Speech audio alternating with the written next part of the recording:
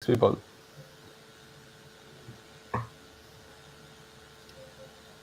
All right, guys, I think we should be live. Let's see here. I see some faces. Let me do a quick check of YouTube to make sure. And I think we are good. All right. So welcome, everyone. Another IoT happy hour. I think this is actually episode number 15, if I'm counting correctly.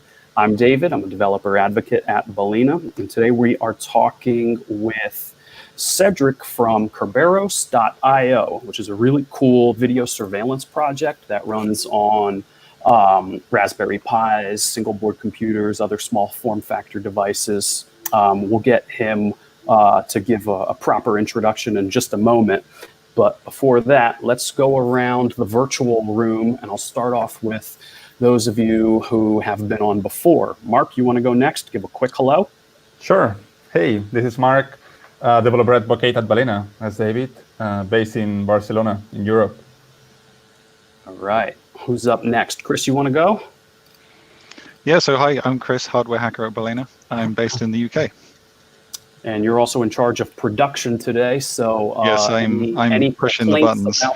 Yes, pushing the buttons today. So any complaints about the quality can be directed to Chris. Absolutely.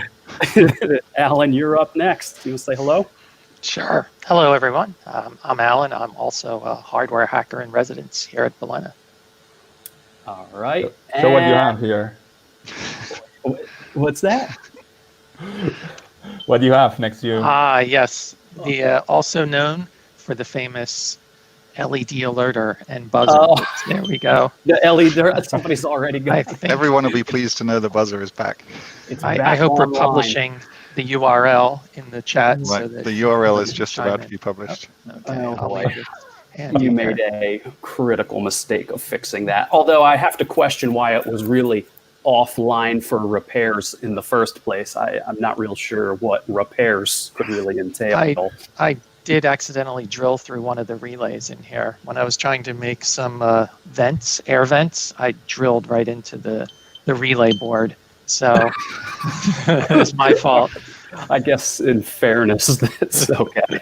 All right. So, and then last one joining from the Balena side, a new face joining us this week is Hugh.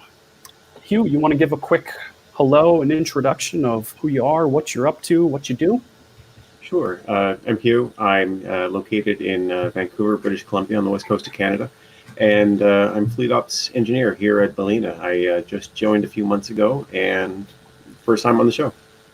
All right. Awesome. Well, I'm excited to get later to our What's on Your Desk segment because I can only imagine what might be there, but we'll get to that in a moment. But last but not least, Cedric, you're up. Hey guys, quick hello. Cedric from Belgium.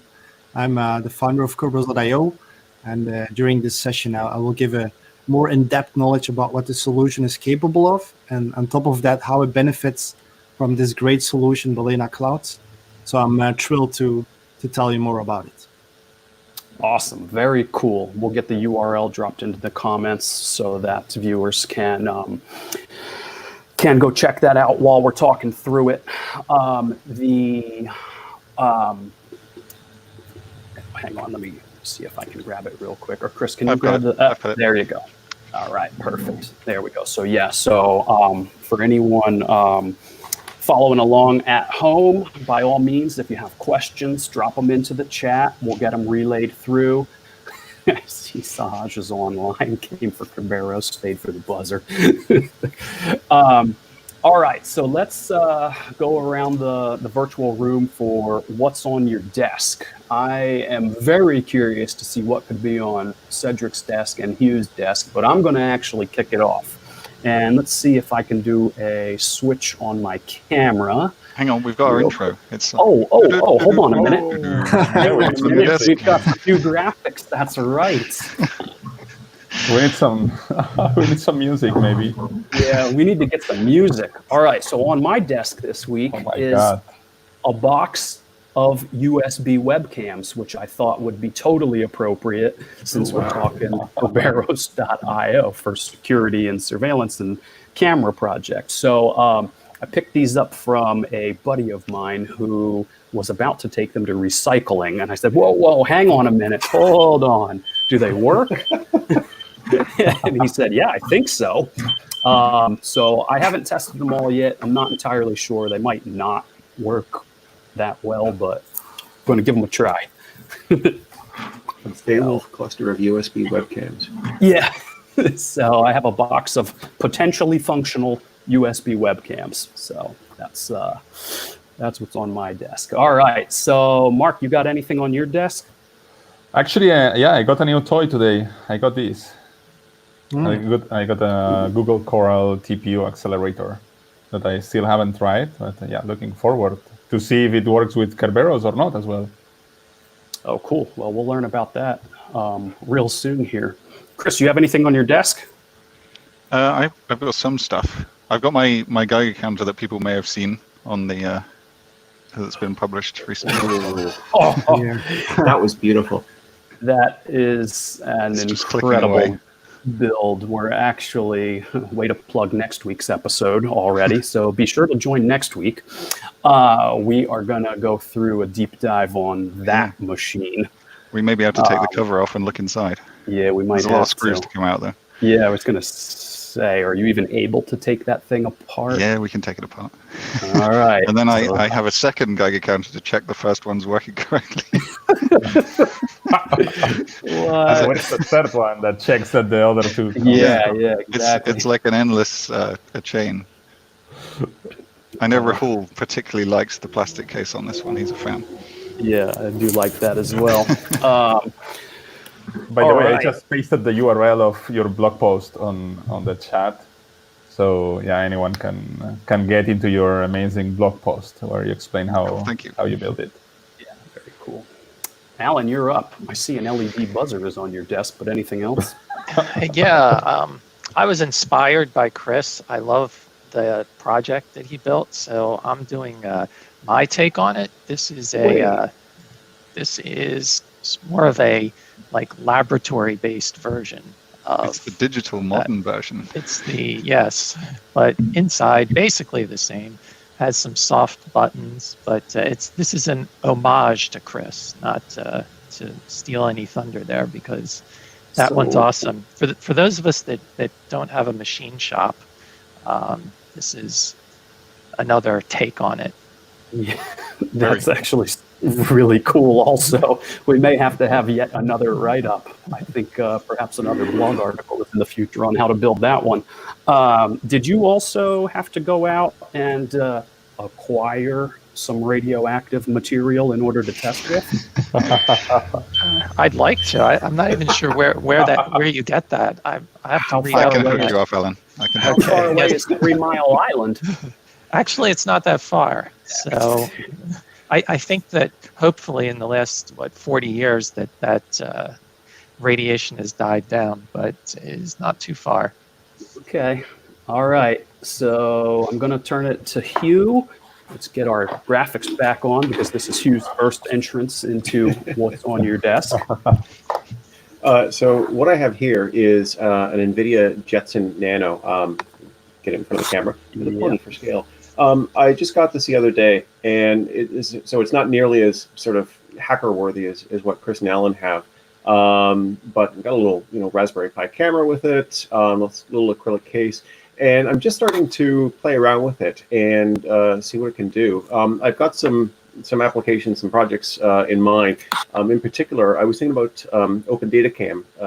Shout back to the episode a couple of weeks ago, pointing at our guinea pig cage to see if I can get it to see just how active the guinea pigs are, and how often they cross from one side of the cage to the other. Very cool. I've got a Jetson Nano as well. It's been undergoing some experimentation in PCIe, not totally related to camera and deep learning or vision, but it's been quite a learning experience. So that's what John was asking, if the Geiger counters show as being accurate, and yes, they actually do. I was quite pleased. The really? Professional expensive one shows my hand-built one as being accurate. Wow, I'm impressed. And Anuj wants to know where the uranium came from. An eBay link for the uranium you got. Actually, I thought it was plutonium, and I could have swore it was purchased off of AliExpress, right? Wait. Sorry, didn't mean to. I'm going to need a link to that. Thanks. All right, Cedric, you're up. Let's get you. I have quite some stuff. Actually, I have this developer board. This the big brother of Mark. I have yeah. I did this is an old one as a TX one of NVIDIA. Wow. And I have a range, and this explains the history of Kerberos. It's like the first Raspberry Pi. Oh, we have original, the second one. Okay. The third one, and even the fourth one. It's like a timeline. And a fourth. Yes, and that's actually the story I will bring. It's actually the timeline. That's perfect. Well, that's an excellent segue and transition into having you kind of kick off a little bit here about the history of the project and tell us about it. Walk us through it. Quick reminder for those watching, put your questions into the chat. We'll grab them from there and feed them through to Cedric. So apologies in advance, Cedric, if I happen to interrupt along the way a little bit, but I want to make sure that we get anything filtered through to you. Perfect. All right. All right.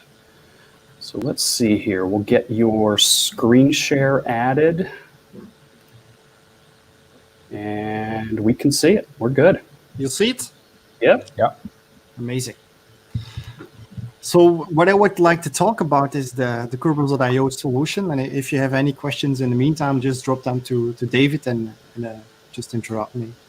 But more specifically, I want to talk about the road to Balena Cloud, because it's made a lot of effect. It has driven our community to the next level. We have very good feedback from the people using it, and it will become clear during the short presentation. So the road to Balena, a story by Kerberos.io.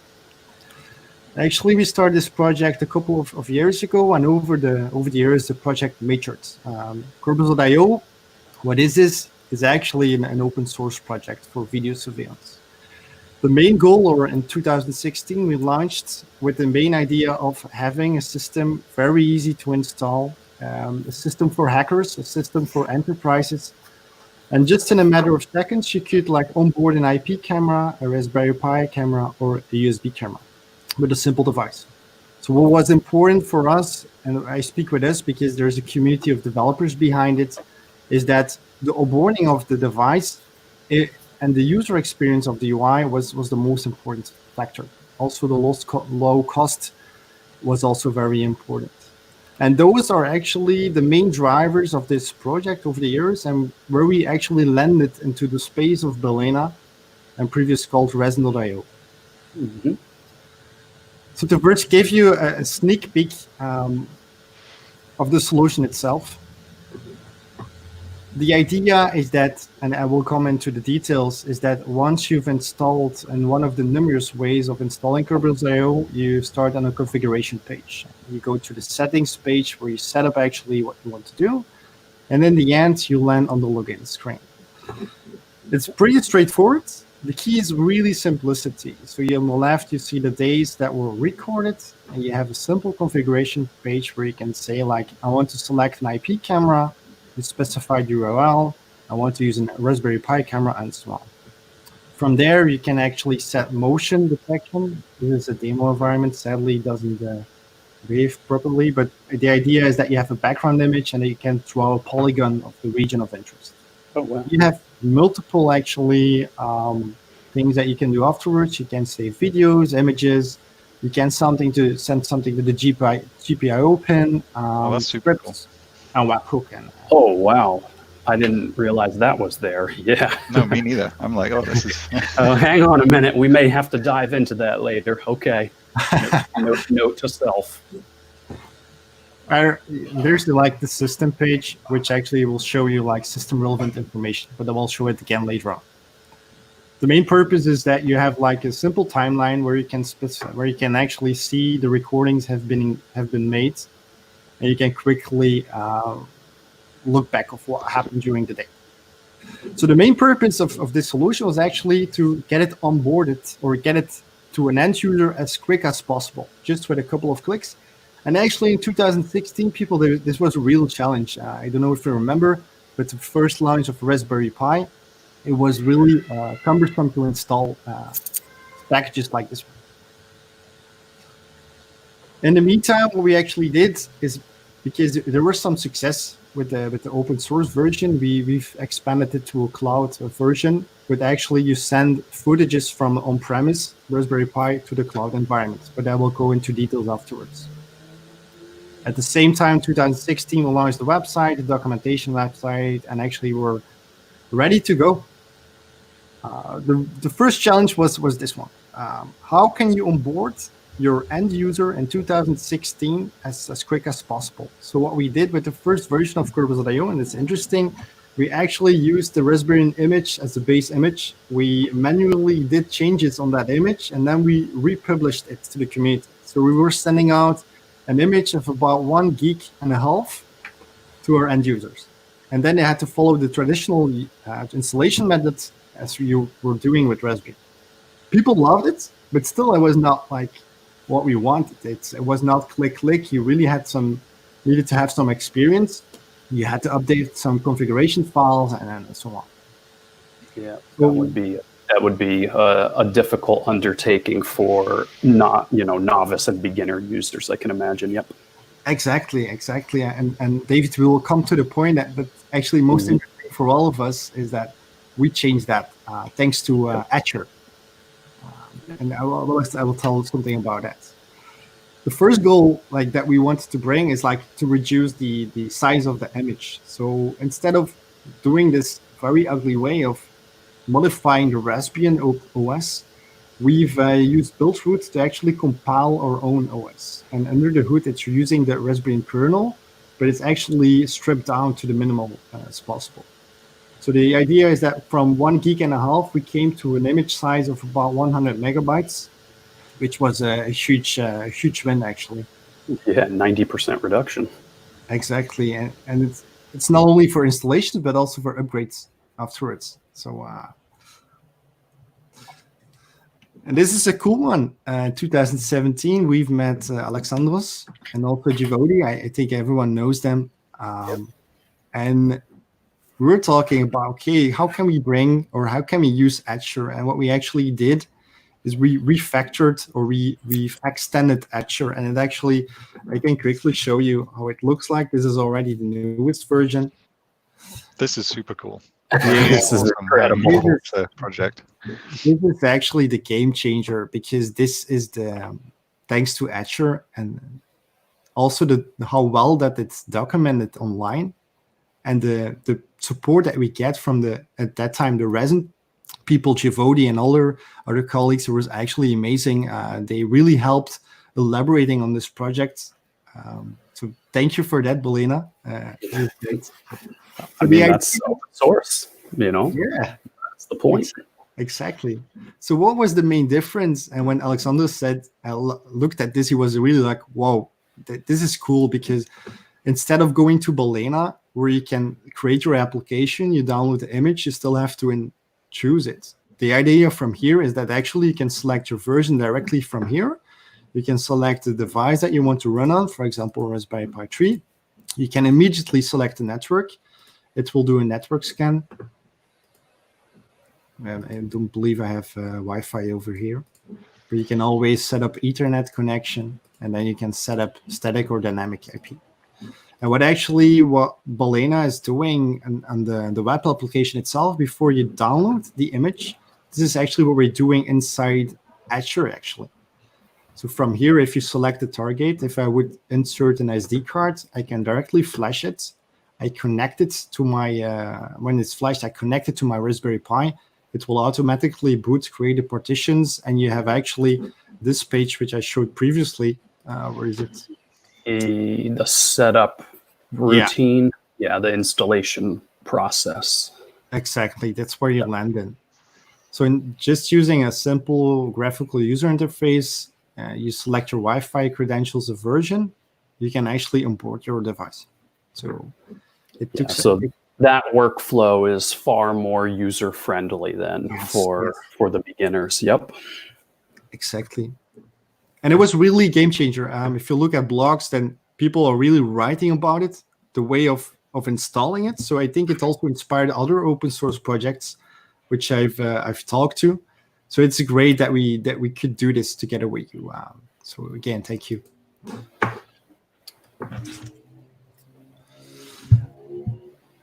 In 2017, people came to us and they said, like, guys, why a Raspberry Pi? I want to install this on my. I want to replace my NVR. I just want to run this on my PC. I want to run this on other boards. So we talked and we came up with Docker, which actually was quite known already. But if you compare the community towards today, it was like quite small. But still at that day, we thought like we have to do something about it. So we created this Docker image. If you go to the link, and we actually exposed the Docker solution as a Docker image. And we've used a multi-stage build. You'll see it over here. And actually we support multiple architectures. So if someone wants to use it, it will automatically pick the right architecture. Sorry, just one clarification. You said NVR. People want to replace their NVR. What is that? It's a network video recording system. So yeah, that's a very good question, actually, because sometimes I make so much assumptions. So previously, before you had IP cameras, you had like these cameras which are like just connected to a specific recorder, and they were continuously recording the stream. But over the years, more intelligent cameras came out, what they call IP cameras, with specific features on. So actually, they wanted to replace, or they wanted to use IP cameras, but then it's difficult to connect it to an NVR. It's possible, you have specific versions, but you will miss a couple of handy features that come in with Kerberos. So that's actually the idea. Okay, it's a good question. Thank you. So we gave an answer to the community, and we delivered an image. And up till today, we have quite some users available using this Docker image, and it's actually very, very popular.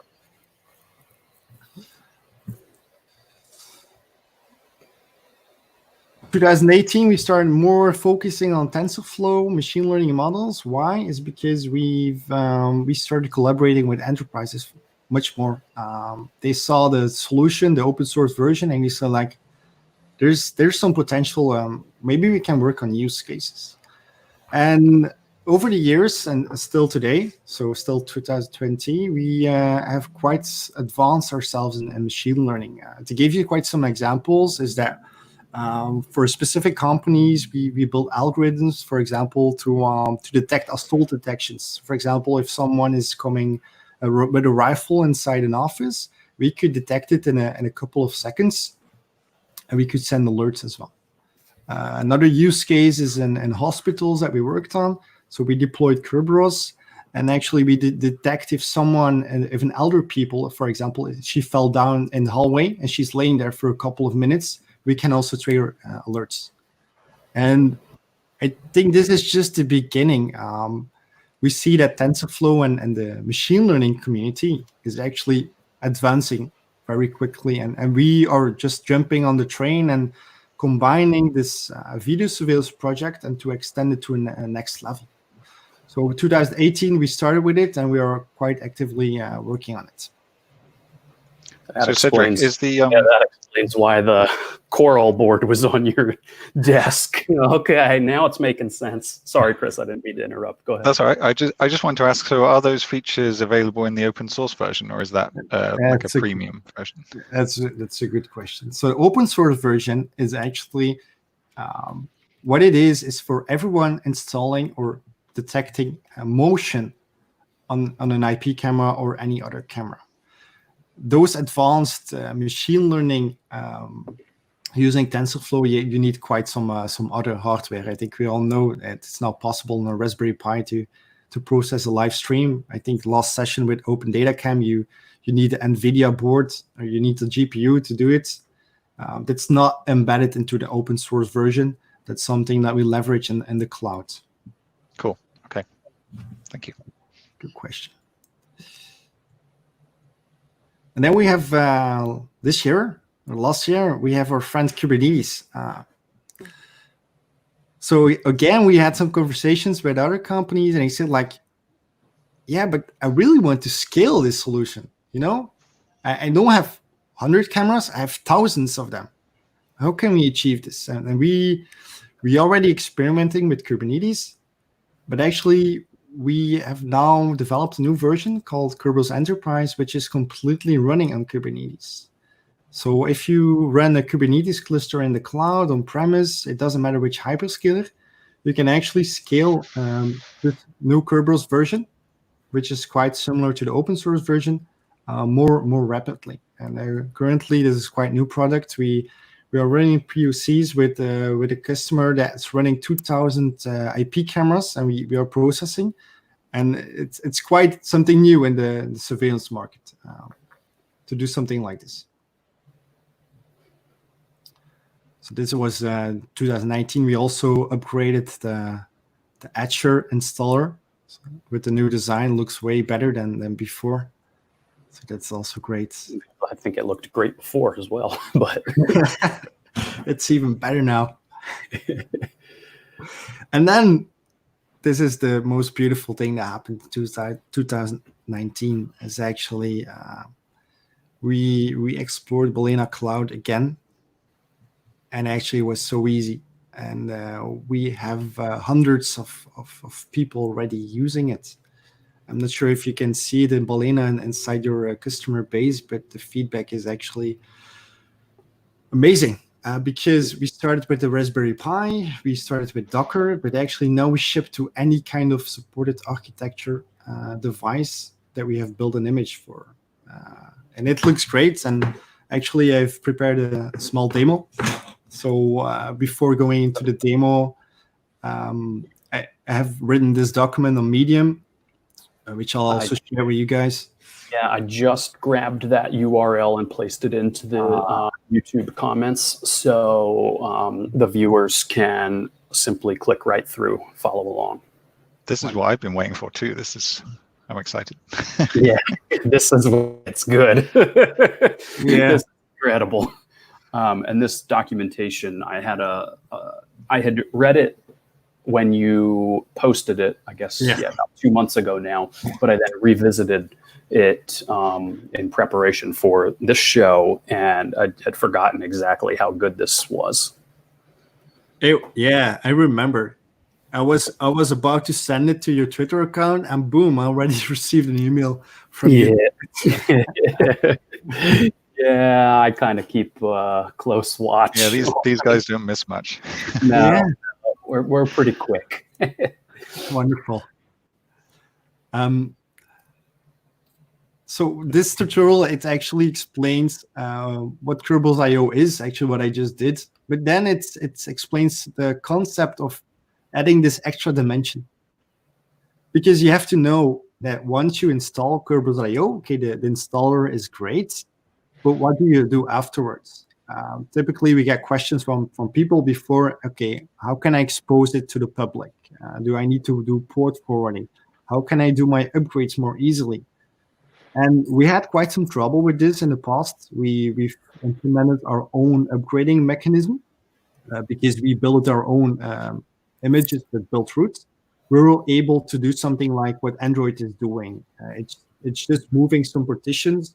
And while you're doing the upgrade, you're putting the data partition aside, you upgrade the rest, and then you put it back. Now with Balena Cloud, this is actually much more easier, and you can also scale it afterwards. So that's wonderful. And actually in this tutorial, I explain you how you create an account. I think most people know, but still, if you're a new user, you will be able to follow this. And where you actually see, this is the creation process, how you create the application. Mm-hmm. And then we come into the actually. Well, we may have a quick conversation for you, and it can perhaps be offline, but there's a new deployment feature called the Deploy to Balena button. Chris, I know you were taking a glance at that as well. I certainly believe that these instructions are thorough You've documented everything. You've got screenshots the whole way throughout, and even beginners will be able to follow along just fine. But I think we can actually simplify it even further. You can level up, yeah. With the deploy to Balena button, which will handle a significant chunk of what you've got right there. So that may be a future. Yeah. Right. So we might be able to get even easier for you. Well, that's wonderful. That's great news. And so what actually, the other method that I have implemented or that I used is that you define this Docker image. The only setting, and I'm not sure if this is on the roadmap, is that while you're making or while you're doing the build, you have to actually specify the version. Because into Docker, we use a multi-build stage. And if you pull an image on an instance, it will automatically check the architecture. On Balena Cloud, if you want to build the image, you have to specify the hash. Because during the image build, it cannot differentiate what is actually, or when you try to pull the image on the device that you're running Balena on, then actually the device itself cannot determine which kind of architecture that it has to pull, for example, from Docker. So I think that's something that can still can be improved. But let's be honest, it's already great that with just 3 lines you can run Docker and Kerberos on Balena. Chris, can we have that controlled for via the deploy to Balena button, or is that going to be a gotcha there? So the way the button works is that we would have to create the Docker file in advance and hold it in the GitHub repo. And then the button, you click it and it creates a new Balena Cloud application and points it back to the GitHub repo. So the Docker file needs to be there. But I guess in that case, we could make one file for each architecture, because you can make a Dockerfile you could do Dockerfile.arch64, and then we could have the version in that file. But it would mean we'd have to update those files every time you released a new version. We'll do some thinking. Yeah. I'm sure there's some way we can improve that workflow. Sure. I think this could be very useful. But yeah, because it saves people having to install the CLI. Mm-hmm. Yeah. Okay, great. So in the end, it's wonderful. You can install Kerberos IO, and you have a handful of useful features in terms of upgrading remote administrations and so on. So that's great. So what I did is I've installed two Raspberry Pis. So I have one application with 2 devices. Is this a live demo? Did you say your prayer to the demo gods? Hang on a minute. So in here, actually, I have a device, and I see that it's running. So I can. Not sure if HTTPS is enabled on this one. I can access actually the instance, which is actually now running next to me. It's here, and I can actually run root, and I will access it. And I connected this to a public IP camera. So what you can see here is it's already making some recordings.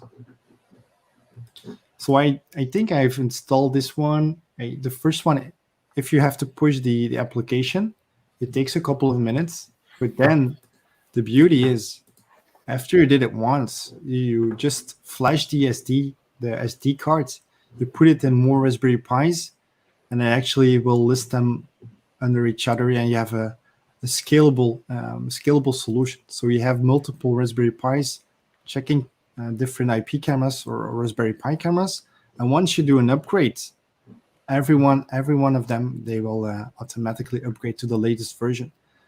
With Balena Clouds, actually you have to trigger the upgrade process on every single device. With Balena Clouds, it's much more difficult to actually connect from the outside, and you also have with Balena Cloud VPN functionalities to have a secure connection. it's also something that you're not able to do. Without Balena Cloud, we were not able to support a huge range of devices.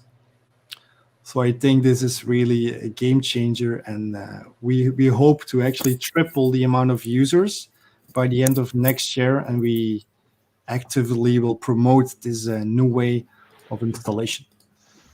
Oh, that's awesome. That is excellent. I mean, that you addressed one of the key features right there, which of course is the scalability. Exactly. Once you set up the project or the application inside of Balena Cloud, you can just continue to add devices. Now, each device in that scenario, when you launch Kerberos, the application, and you log into it, you then just configure whether you are using a local USB camera, an IP camera, or a Raspberry Pi camera if it happens to be a Raspberry Pi. But you can control each one individually. Yes. Just as far as the actual camera feed in and of itself, without having to worry about any of the rest of the settings and deployment stuff. Exactly. That's totally correct. And then just to anticipate on the installation, that we have different ways of installing it, and we see Balena as plug and play actually, and it is actually where we also documented for the end users to install this. One remark is that we have Kerberos.io is not the only solution. We have many other open source video surveillance solutions, but what is the key difference and what makes this so interesting is that with other solutions, you can, for example, install software on a Raspberry Pi and you can manage multiple cameras on one single device. Our idea was always to keep everything isolated. And thanks to this approach, we are able to support Docker, we are able to support Kubernetes, we are able to support Balena Cloud, and we have a much interesting offering. But if you have just a household with 2 cameras or 3 cameras, this is perfect. If you have like 100 or 1,000 cameras, Balena Cloud can help you, but it will also give you some limitations on the end, and because you will not install 1,000 Raspberry Pis. So there's some thinking that we did, and actually this is also interesting just to share to the people, is that with this Kerberos Enterprise, which actually runs on Kubernetes, we have a much more way of doing bulk deployments. But we are also looking how we can fit this in together and to Balena Cloud. There's some interesting things coming this year, how we can run this enterprise version on Balena Cloud. So that's something I'm really looking forward to. Yeah, that's actually really interesting. That was one of the things I was gonna ask you about, was the relationship of number of cameras to devices, and you actually had already answered that with 1-to-1, which makes total sense. And Balena Cloud is free up to 10 devices. So, viewers, the audience, by all means, you can give it a try, and you can set up to 10 cameras around around the house or wherever. I mean, even if it is, a warehouse or whatever. But so up to 10 for free. Then beyond that, like you just mentioned, if you're going to do 100, maybe a couple hundred, still totally makes sense within Balena Cloud.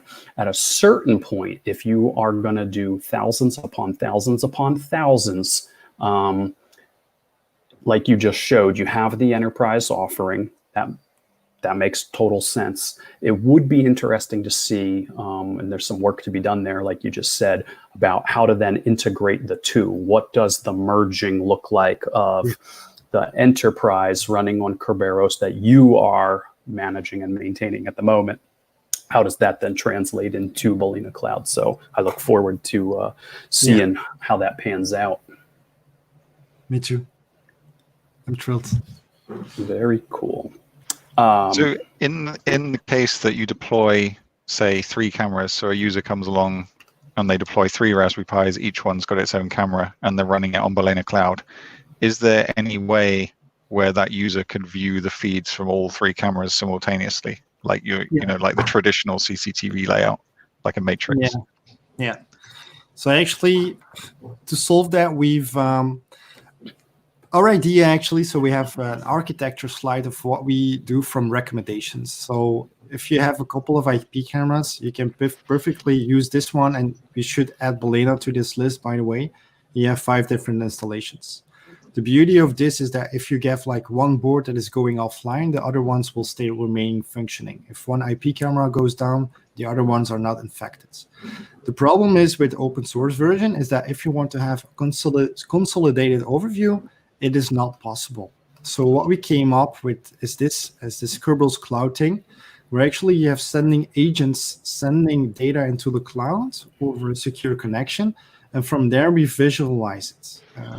The beauty of this is that we have one central place. We can add machine learning and other kind of processing, but the user will have like one beautiful interface. For example, with live streaming, he can, for a specific day, what he could do is like, if I select for today, I can say I want all to see all my pedestrians that walked into the place. I see someone running over here. I see a car driving by. So this is the place where you can actually drill down. And for example, you can also do counting. So we can count on specific devices. If I go to a device here, let me check. This is the device details. So we are sending also data to this cloud environment. We could say like we draw like counting lines. So if someone is passing through a specific entry, we can also. Very cool.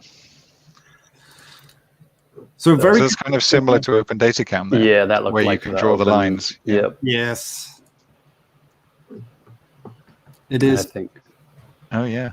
Where we are using this kind of, because I'm not sure if you talked about the use cases with Open Data Cam, but where you're using this is, for example, in retail, because sometimes you don't only want to know if the number of people that are passing by, but you also want to actually track them. So if someone is coming from here, so actually he's walking outside, for example, the specific room, actually you could check for promotions. For example, if he's following actually the spot, if he's actually, you can calculate the percentage of visiting during a promotion. You can see if the promotion was successful and so on. Yeah, I've seen some experimentation with stuff like that where they're the foot traffic and seeing kind of how people move about a space. So that's I've seen that demoed before. It's interesting that you've got it right there. Yeah.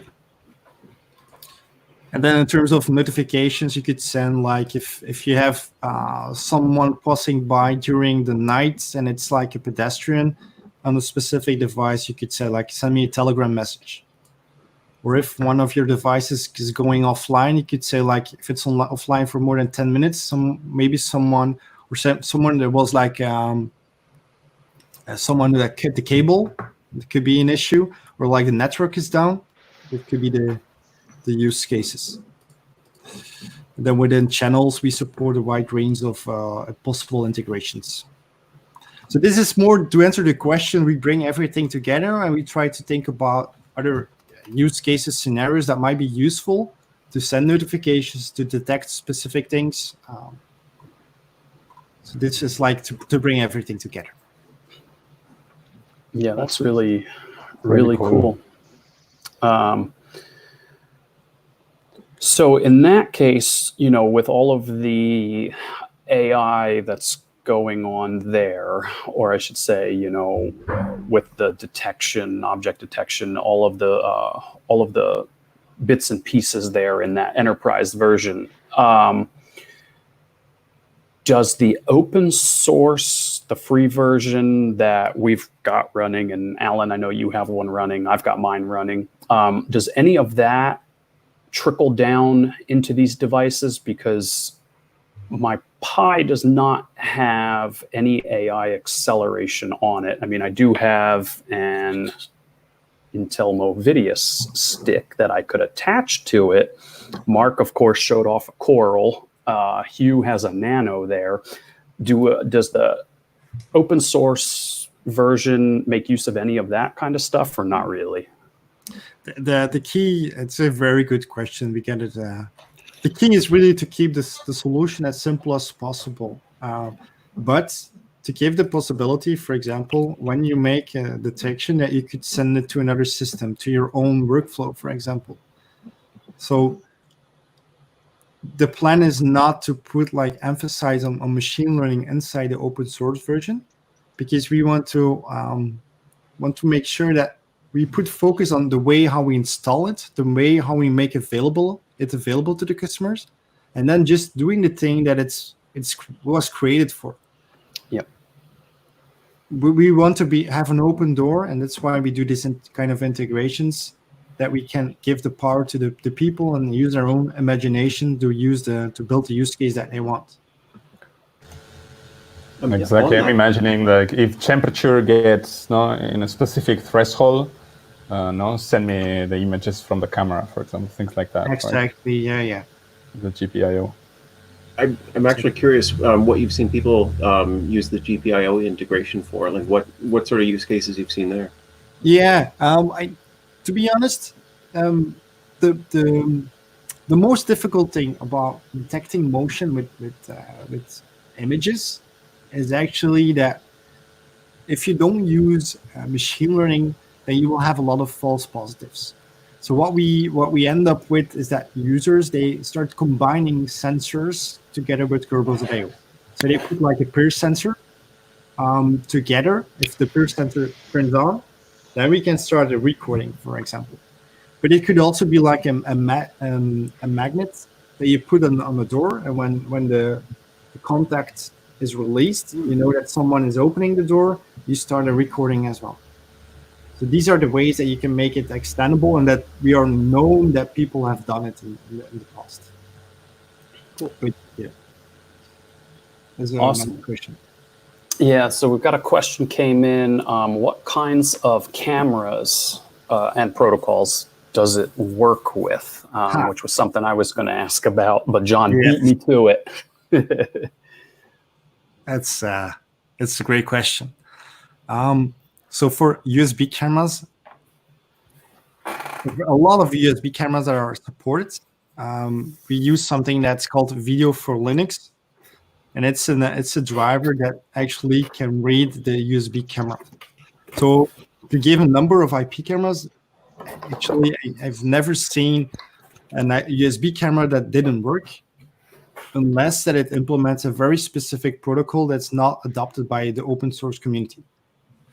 For the IP cameras, we have also a magnitude of different protocols. Most of them are RTSP, H.264, or MGPAC.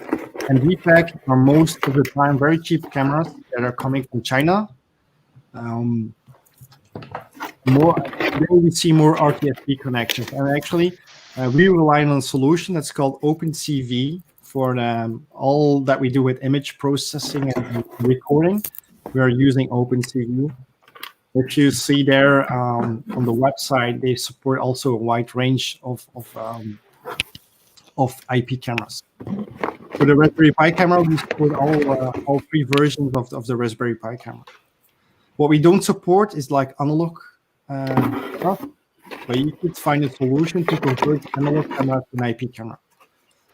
So actually, the chance that you could have a camera working with Kerberos is quite high. Very cool. Yeah, I'm looking through my I'm looking through my box of cameras. Yeah, I'm looking through my box of cameras to see which ones might be brand name that could work. I don't know. I've got all kinds of different. It looks like you got a lot of Logitech ones. They'll show you. Yeah, a lot of Logitech. Yeah, mostly Logitech and Microsoft. So these should all, I assume, work pretty well. I pulled a really old webcam just out of my drawer. It's a USB camera. It must be 15 or more years old, and it worked fine. It just worked right out of the box, so that was great. Hasn't worked with many other things. It looks like something maybe out of the box you have, David. Really, it's really old. I don't know what year these are from, but They should work. So today, actually, I was mounting this. So this should work. This Raspberry Pi camera. Yeah, it's the black and white one. There's the infrared one, huh? Yeah. Yeah. Yeah, it works. Yeah. Oops. Yeah. Let's receive it from China. So we had another question from, is it Arlie Jeet in chat? Can we use this with Balena Fin and Google Coral Accelerator MPCIe? You guys need to help me.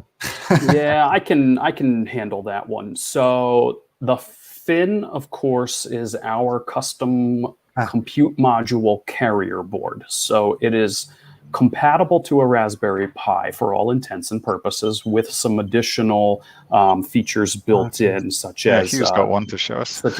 There. He's got it right in front of him. Mine is on my roof at the moment, so I can't exactly retrieve it easily. Yeah.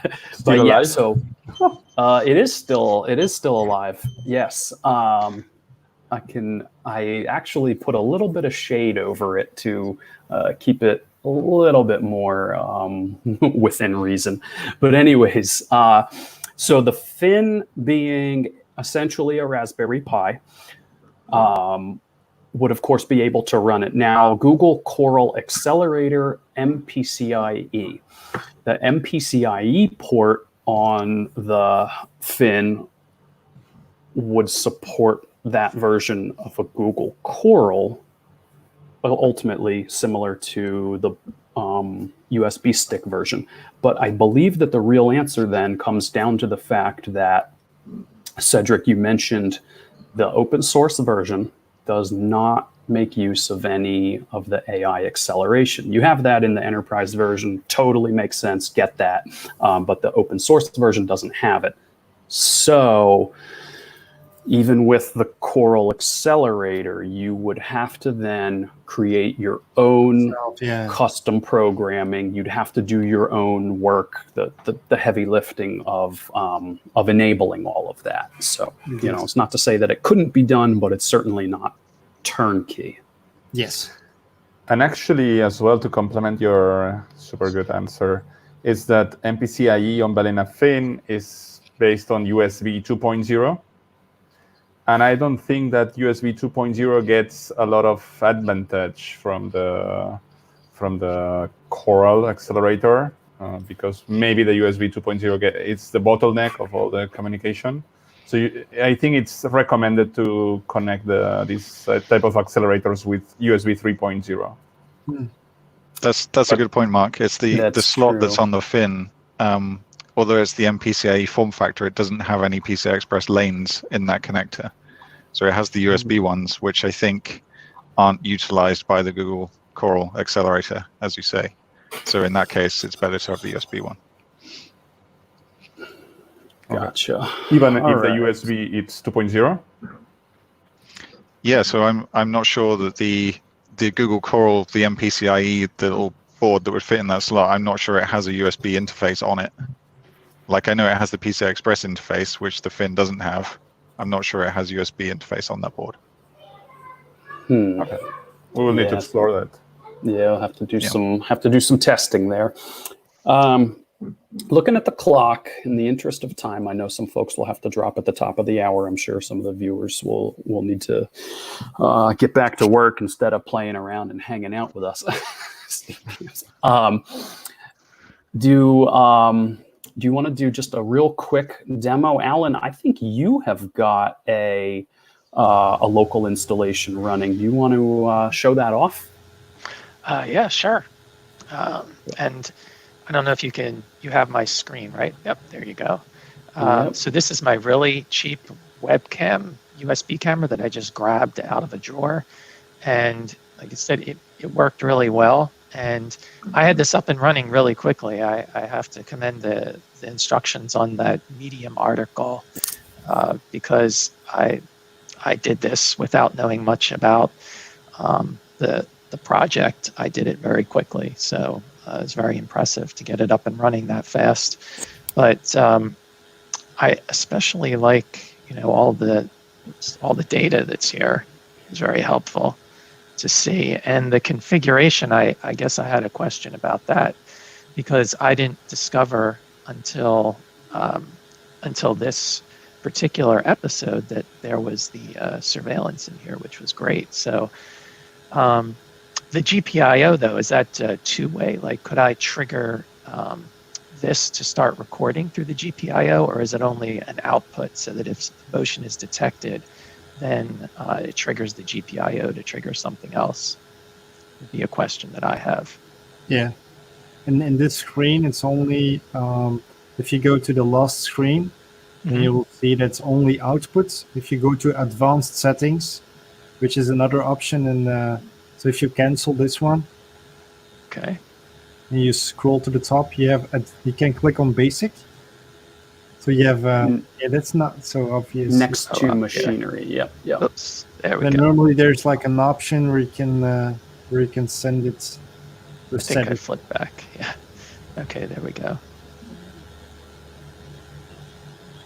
Wow, this is great. Oh boy. Well, there goes the rest of Alan's day. Yeah. I have a lot of ideas now about how to use this.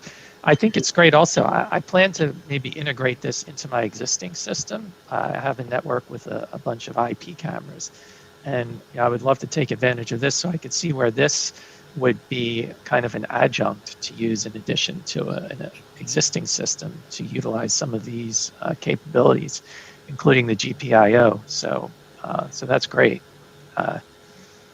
I'm a little jealous, actually. I see it's raining there. Your camera. It hasn't rained here. Let me see. I think it rained in February, if I remember correctly. Could be off a little bit, though. I'm told this is tropical depression, which I thought was something you get like at the end of your vacation, but that's what we have right now. I'm not familiar. It's been sunny for the past, I don't know. You are the harsh environment tester, so move to another raining place. Yeah. Should I put my fin on the roof in this weather? I don't think that's a good idea. I'm not going to try that. Yeah, don't try that. It will survive. Yeah. Awesome. All right. Cool. Thanks for testing out, Alan. Oh, my pleasure. Thank you. Great project. Yeah, very cool. Well, let's take a quick glance for any other questions in chat. Let me head over and take a look. I don't see anything else. Cedric, is there anything else you wanted to cover? I had prepared a couple questions in advance, and I think we actually covered all of them throughout the course of the conversation. I was going to ask about the 1-to-1 ratio. We covered that. I was going to ask about the free versus the paid version. You covered all of that as well. I was going to ask about how to actually go about deploy it, but you wrote an entire article on that. So I think we covered everything I was going to grill you on. Perfect. Actually, a curiosity from my side. So I really love these operation rooms, where you have like a full of screens. Is there any operation room based on Kerberos? Not that I'm aware of. Most of the use cases are more so making the recording scalable, but then doing processing on it that you have only one screen actually, where you get like the most valuable information from. In theory, you could do this, but actually that's something that we try to avoid, that you have people watching to 100 TVs at the same time. That's what we try to avoid. But it's a really good question, Mark. All right. Yeah, instead of 100 TV screens, you just put 100 little windows onto one screen. That's way better. Get a big 4K monitor and put all of them on it. There you go. Now I'm thinking about to create a project with Kerberos and as a webhook put the Alan's device, so we can do BB. So there's like you need to aggregate. Especially, I mean, we're like we said at the top of the show, we're global. Hugh is up in Vancouver, Alan's in Philadelphia, Chris is in the UK. I mean, between all of us, we could aggregate literally a global view of what's going on among all of Alan, your us. beeper would never stop. Well, yeah. But I mean, that would be an interesting project. Yeah, like literally pulling in feeds from across the globe. And I mean, even, Balena is a global organization. We have people on, I think, all continents at this point, except for Antarctica. But, we're working on that. But so we could really pull in a true global system. It's pretty neat. Yeah. All right. All right, guys. Well, thank you, Cedric, for joining us. Really appreciate you taking the time and showing Yeah, it was a great off. demo. Thank you so much. That was cool. And definitely took it next level. Our very first guest that had actual slides prepared, we have leveled up today. Boom. Yeah. Thank you, guys. Thank you, everyone. All right. Thanks, guys. Thank you. Next week, we have Chris showing off in detail his cyber counter. So you probably don't want to miss that. It's an amazing machine. Yeah. So I don't know if it's totally safe, but it's reasonably safe. It should be a lot of fun. So are you going to test it with real nuclear, with uranium and plutonium, or just with bananas, or?